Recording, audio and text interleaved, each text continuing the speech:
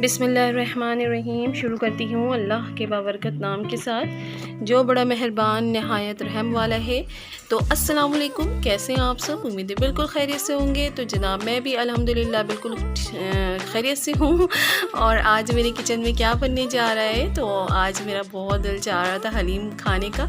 तो हलीम अगर आपका अचानक से दिल चाहने लगे खाने का तो फिर आप क्या करेंगे, तो मैं आपको बताने वाली हूँ आज झटपट हलीम कैसे हम तैयार कर सकते हैं, वो भी घर में मौजूद दालों की मदद से। तो मेरे पास है यहाँ पे दाल, 4 दाल ली है मैंने। मूंग की दाल, मसूर की दाल, उड़द की दाल और चने की दाल, और सबकी क्वांटिटी मैंने आधा पाव रखी है। और यहाँ पे मैंने चावल भी ऐड किया है, बासमती चावल था मेरे पास। कुकर मैंने चढ़ा दिया है, इसमें तकरीबन 1 लीटर पानी मैंने डाला है और इसको थोड़ा सा मैंने गर्म होने के लिए रखा है। जब ये थोड़ा सा गर्म हो जाएगा तो फिर मैं दालों को इसमें डाल दूँगी। और झटपट बनाने के लिए आपको कुकर में गलाना ज़्यादा आपके लिए हेल्पफुल रहेगा, फ़ौरन से आपकी हलीम तैयार हो जाएगी। तो बस ये मैं हलीम को डाल रही हूँ, सॉरी दाल को डाल रही हूँ। और इसमें मैं नमक नहीं ऐड करूँगी, बल्कि बस ये खाने का मीठा सोडा डालूँगी और गलने के लिए छोड़ दूँगी। 25 मिनट में हमारी दाल गल गई थी। तो अब यहाँ पे मैंने एक बड़ी पतीली ली है अब, और इस पानी को थोड़ा सा गर्म होने के लिए रखा था। और जो दाल हमने गला के रखे थे तो वो मैंने इसमें डाल दिया है। अच्छा, यहाँ पे मैं जौ का दलिया डाल रही हूँ, तो मेरे पास ये वाला है। आपके पास जो सा भी हो वो आप डाल दें। तो यहाँ तकरीबन मैंने 6 बड़े चम्मच के जौ का दलिया लिया है और इसको इसमें मैंने ऐड, तो इसको अच्छी तरह से मिक्स कर देंगे। बाकी सारी दालें गली हुई हैं और जौ को गलने में बिल्कुल भी टाइम नहीं लगता और ये थोड़ा लैसदार होता है, तो कुकर में हम इसको नहीं डाल सकते थे वरना कुकर में नीचे लग जाता।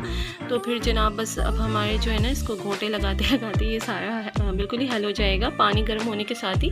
तो जब तक हमारे उधर सब पक रहे हैं तो मैं इधर कौरमा तैयार कर लेती हूँ हलीम का। तो उसके लिए मैंने एक कढ़ाई ली है, उसमें मैंने आधा कप तेल डाला है और इसमें मैंने 2 बड़े प्याज फ्राई करने होने के लिए डाल दिए हैं। तो इसको मुझे हल्का सा गोल्डन ब्राउन करना है। तो ये देखिए गोल्डन ब्राउन हो गया है। यहाँ पे मैंने आधा किलो चिकन लिया है, आप बीफ और मटन भी ले सकते हैं। तो फिर झटपट के लिए तो चिकन बेस्ट है, बेस्ट ऑप्शन है और इसकी हलीम बहुत मज़े की भी लगती है। तो बस यहाँ पे मैंने आधा किलो चिकन का लिया है और बोनलेस चिकन हो तो ज़्यादा अच्छा है। मेरे पास बोनलेस नहीं था, असल में फ्रिज में जो पड़ा हुआ था ना, तो उसी से मैं तैयार कर रही हूँ। और यहाँ पे मैं डाल रही हूँ अदरक, लहसुन और हरी मिर्चों का पेस्ट। इसको मैंने अच्छे से मतलब कूट लिया है और ग्राइंड किया हुआ नहीं है ये। और बस अब इसमें जो है ना, चिकन को अच्छा सा फ्राई करूँगी। तो जनाब चिकन घर में पड़ा हुआ था और मेरा बहुत दिल चाह रहा था आज हलीम खाने का, तो फिर मैंने झटपट इस तरह से हलीम तैयार की और मैंने सोचा मैं आपसे भी शेयर करूँ। और यहाँ पे मैं डाल रही हूँ नमक हस्बे ज़ायका चिकन के हिसाब से, और मैं अच्छा से इसको फ्राई कर रही हूँ। और यहाँ पे मैंने 2 अदर टमाटर के डाले इस तरह से चॉप करके। ये ऑप्शनल है, अगर आपका दिल नहीं चाह रहा है तो बिल्कुल भी ना डालें, ज़रूरी नहीं है हलीम में टमाटर डालना बिल्कुल भी। बहुत सारे लोग हैं जो टमाटरों का इस्तेमाल नहीं करते हैं, पर मैंने यहाँ पर डाल दिया था क्योंकि थोड़ी सी हलीम बना रही थी मैं।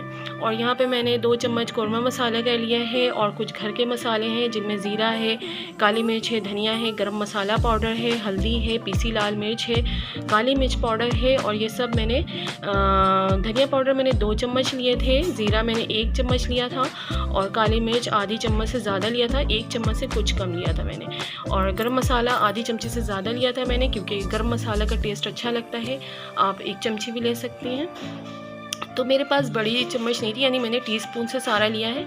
और अब यहाँ पे मैंने मसालों में अच्छा सा चिकन को भून लेने के बाद जो है ना, दलिया से ही मैंने पानी 1 कप निकाला था और वो मैंने इसमें आधा कप पानी शामिल कर दिया है। और अब मैं इसको चिकन गलने के लिए छोड़ दूँगी।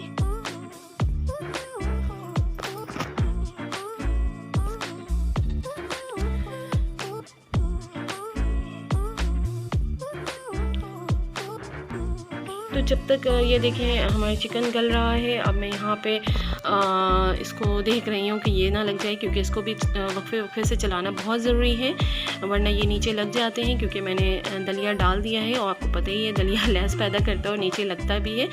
तो बस जनाब ये कुछ मुझे खड़े अभी नज़र आ रहे हैं, सारी चीज़ें गली हुई हैं, बस इनको अब थोड़ा सा घूंटा मारना है। तो ज़्यादा मेहनत नहीं लगती है, बस थोड़ा सा ही लगता है। और मैंने हमारा जो कौरमा है ना वो रेडी हो गया था, तो मैंने इस तरह से सारे जो इनके गोश्त के जो है ना हड्डी से बिल्कुल मैंने अलग कर लिया था और इस तरह से मैंने कांटों की मदद से रेशम को अलग करके और मैंने इसमें शामिल कर दिया है। और बस ये ज़बरदस्त सी हलीम। तो बस इस तरह से मैंने सारे जो चिकन मैंने छुड़ा के रखे थे वो मैंने डाल दिए हैं। और इस तरह से जो है ना, इसको आप क्या कहते हैं, हम लोग तो दाल घोटनी कहते हैं, इसको दाल घोटनी कहते हैं। और जब बाकी कौरमा मसाला जो हमारा बचा हुआ तो वो भी मैंने इसमें ऐड कर दिया है। और बस ये इस तरह से मैं डाल के ना सारे, फिर मैं इस तरह से इसको मैश कर रही हूँ अच्छे से। तो बस जो हल्के हल्के से खड़े खड़े नज़र आ रहे हैं ना, वो भी मतलब यकजान हो जाए, मकसद यही होता है। जो मैंने चिकन डाला वो सारे दाल वगैरह सब, और जो है ना ये गाढ़े हो रहे। अब आहिस्ते आहिस्ते बस हमें जिस तरह की फॉर्म में चाहिए वो फॉर्म आती ही हम चूल्हा बंद कर देंगे। तो मैंने यहाँ पे तकरीबन सारे यकजान हो गए थे, तो मैंने यहाँ पे जो है ना 10 से 15 अदद हरी मिर्चों का डाला है। तो ये हरी मिर्चें लाजमी डाला करें, बहुत ही मज़े का लगता है। चिकन हलीम में बहुत ही मज़े का लग रहा होता है हरी मिर्चों का टेस्ट। और यहाँ पे हमारी हलीम बिल्कुल रेडी है। मैंने एक बड़ी प्याज लेकर के इस तरह से फ्राई करके और इस तरह मैंने तड़का लगा दिया है, और तड़के की आवाज़ सुन रहे होंगे आप। और ये हमारी हलीम की जो प्लेट है ना वो रेडी है। यहाँ मैंने चाट मसाले छिड़के हैं, कुछ मैंने फ्राई किए हुए प्याज को मैंने छिड़क दिया है, हरी धनियों से थोड़ा सा मैंने इसको गार्निश किया है और नींबू के साथ। तो बस ये हमारी मज़ेदार सी यमी यमी सी चिकन हलीम और दलीम, जो भी कहना चाहें आप, वो रेडी है। तो जनाब आप इसको ट्राई ज़रूर कीजिएगा और मुझे ज़रूर बताइएगा, फीडबैक ज़रूर दीजिएगा कि आपको मेरा बताया हुआ झटपट वाला ये तरीका कैसा लगा। तो जनाब मिलती हूँ नेक्स्ट टाइम किसी अच्छे से दूसरे रेसिपी के साथ। जब तक के लिए मुझे इजाज़त दें, और जाते जाते प्लीज़ वीडियो को लाइक भी कर दीजिएगा और कमेंट्स में भी ज़रूर बताइएगा मुझे कि आपको कैसा लगा। और जो नए हैं मेरे चैनल में, प्लीज़ चैनल को सब्सक्राइब करना मत भूलिएगा। तो मिलती हूँ नेक्स्ट टाइम किसी दूसरे अच्छी सी रेसिपी के साथ। जब तक के लिए मुझे इजाज़त दें। खुश रहें, दूसरों को खुश रखें। अल्लाह हाफिज़।